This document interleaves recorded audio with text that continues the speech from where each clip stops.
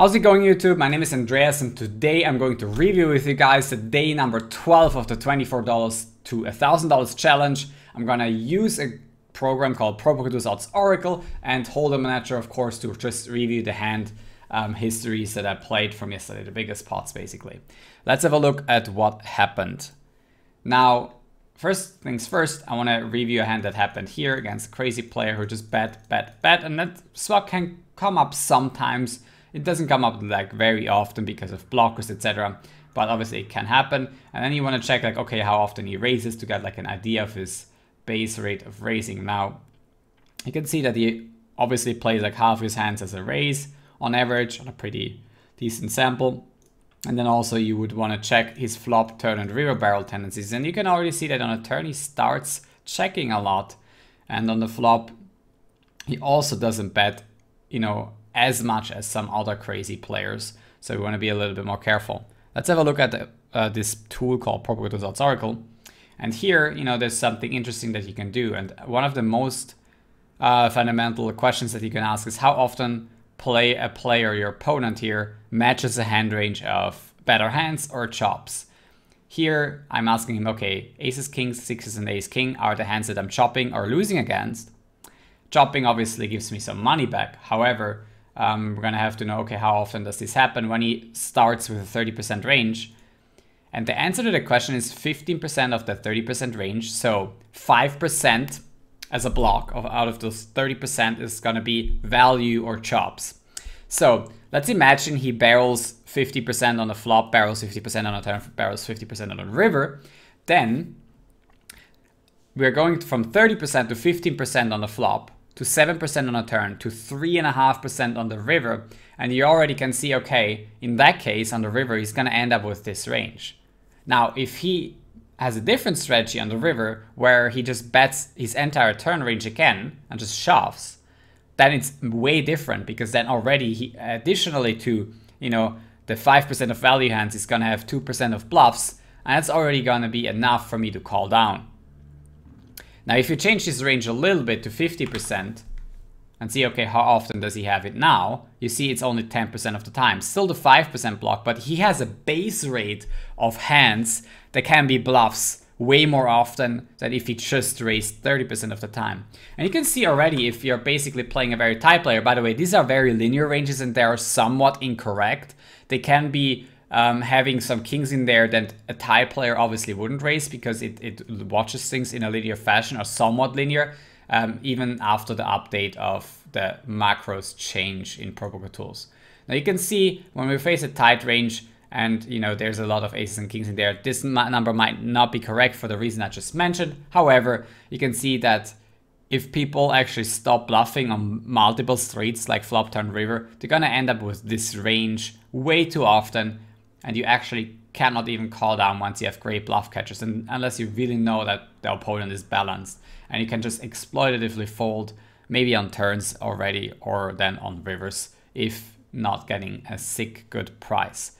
So this is just for the math background. Let's have a look at the other hands that also happened, and not just go on this one, but just give you some math background with that, what you can do in Propokertools Oracle. Here we like to 3-bet king, king, 4, 3 double suited. It's a fish. And the money goes in against ace, queen, queen, king, which I'm very happy against. I mean, a 49% three-way because this guy's queen, jack, 10, 6. And we just scoop it. We have aces here. The money goes in not on the pre-flop, but then on the flop, because now facing a third bet on the flop, if his range is poorly constructed, we don't need a lot of equity. We need to pay 1 in $5, I believe. So we only need 20% of equity, which we always have here. It's not 33% like on a pots bet. And then this guy also has obviously a way trashier range than the average person. And we take it down here with just aces. We have again aces versus aces. Here against a very tight player, you want to be a little bit careful by 4-bet stacking it off. If it's for way more than 100 big blinds, but like for 140, I was actually fine doing so. 49% here with one suit against strong or aces. You have ace, king, king, 4 against other kings and a trash hand. We have the best hand, take it down. We have aces against queen, queen, jack, 6. Immune raises, I call, I make a boat, and get it in on a turn with 97% of equity. Luckily, we make that 9. Very nice. But luck didn't always remain on our side. I think here it did, but not really. But as he improves, here with Ace King. Oh, this hand we already seen. It's a barreling on Ace King X. And here we make a great hand as well. Get it in against top 2.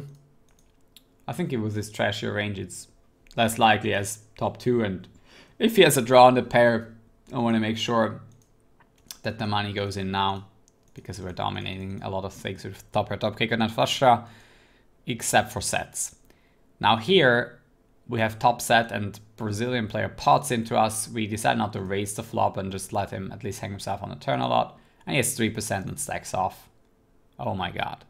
Is that a jack? Yes, that was the first time. We got one outered over here. Ace King 10-9 double suited. Get the money in here against Zeros, who has a trashy call down hand, I guess. Double suited trash.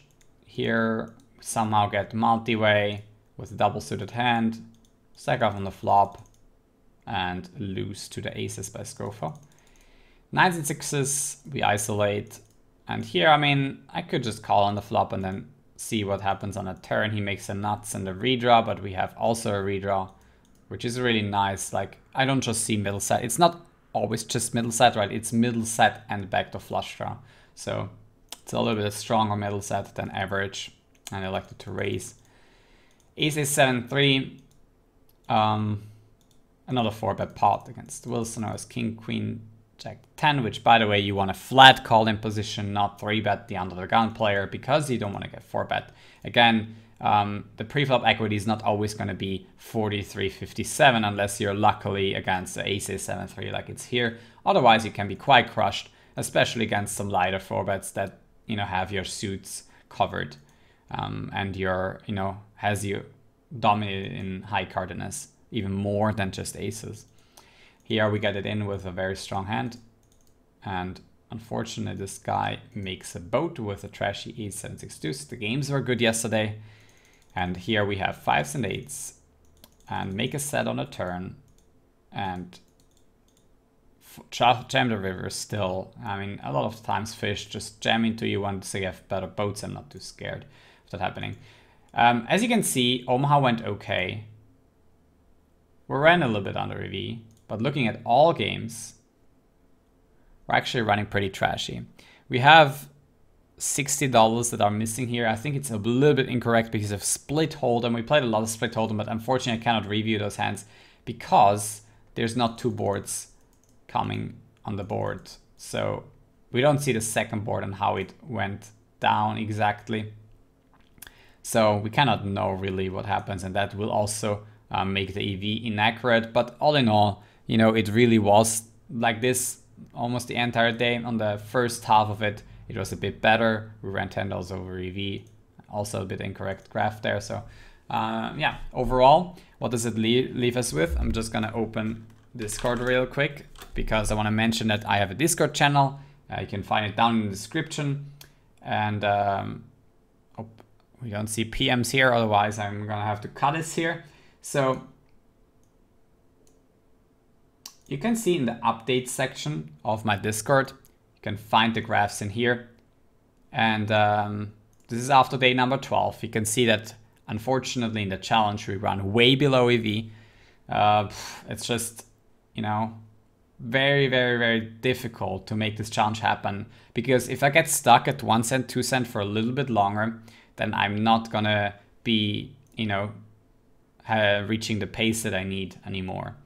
Here we have just 1 cent, 2 cent games, excluding 2 cent, 5 cent, and you can see we're just going very, very linearly. At first, actually, I saw that it wasn't going so well. I was also pretty pissed about it at first, but you can see that I already am benefiting by my marking game, I think, and I increased my win rate a little bit. It could be biased, but I think really that the marking, etc., and cutting down on like 2 tables. I started with 15 tables, now I'm playing 12 tables. 2 or 3 tables less has probably increased my win rate by a little bit. And I think it's also gonna reach, I'm gonna reach a better hourly this way. So if you're making this challenge, you always have to ask yourself that question. How many tables do you wanna play? How many tables can you play the best? What is your win rate with different amounts of tables? And then just reach for the best hourly that you can. You don't wanna play a trashy game if you also wanna improve. If that's your regular game, for example, if Pillow 10 is your regular game, don't just open 12 tables, open maybe 4 at first and then see whether you can play the best game like that. Open like 1 Zoom table, 2 Zoom tables. Just try out everything. Just optimize. That's really what you gotta do in the end to succeed in poker. And then, yeah, that's it. This is basically the graph for 1 cent, 2 cent. And I wish I just played this limit. Now the bankroll will be at 225 and now I could take the shot, but unfortunately 2 cent, 5 cent has gone super poorly. You can see I'm stuck $150 almost on 2 cent, 5 cent, which is almost 30 buy-ins, which a lot of it has been running below EV and some of it is just getting it in still bad over a short sample of 10k hands. It is what it is, guys, and yeah, it's not really how I wanted it to turn out. I'm going to show you guys though the effort that we made so far. It's going to be a little bit smaller here.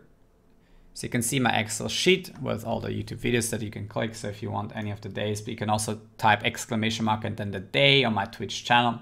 And you can see that, you know, we had some good days, but mostly, you know, these bad days, they're just obviously making the bankroll challenge very difficult. With a little bit of rake back, we now get to $92.89 after day number 12. We have 18 days left, which is still a bunch.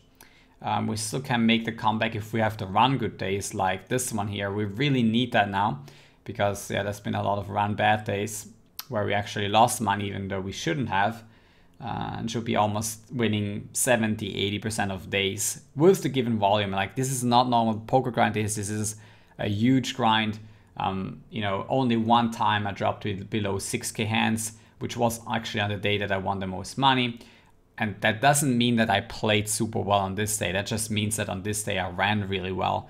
I think even comparing day 11 and day 12, I did not play better on day 11. Trust me on that.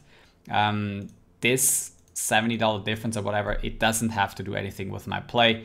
It's just poor variance. That's how it's going to be sometimes. And you're going to have to take it. You can see at the bottom with 93,000 hands already in there, $19 of rake back, I believe, and $193 of rake. So maybe I should have run this challenge on Party Poker instead of PokerStars, but I'm gonna get through with this and trying to turn things around. I want to thank you guys for sticking around for the bankroll challenge and watching these videos. If you did enjoy this and if you want to do something like that yourself, or if you want to reach up higher limits, if you want to get out of the micros, make sure to subscribe to the channel down there and hit the thumbs up to also support the channel on my efforts here on YouTube. That would help me a lot. Thanks already in advance. So see you for day number 13 when I'm back from holidays. I'm going to be in Gran Canaria with my girlfriend for 6 days now. And then I will be back very soon on Twitch with some more bankroll challenge and obviously also PLO 100, PLO 200 whenever I can get to it. I'm not going to play 2 days straight anymore with the bankroll challenge because I think that's just draining me too much, because every day after those bankroll challenges I feel completely exhausted and I have to recharge a little bit.